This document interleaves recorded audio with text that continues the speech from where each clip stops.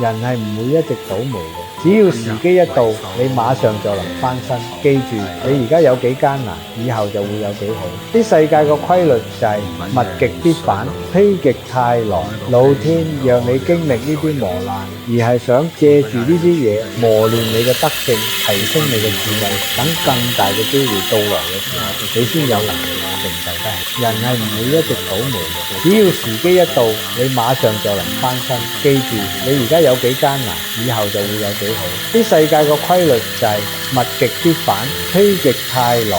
老天讓你經歷呢啲磨難，而係想借住呢啲嘢磨練你嘅德性，提升你嘅智慧，等更大嘅機會到來嘅時候，你先有能力承受得起。人係唔會一直倒霉嘅，只要時機一到，你馬上就能翻身。記住，你而家有幾艱難，以後就會有幾好。啲世界個規律就係物極必反，否極泰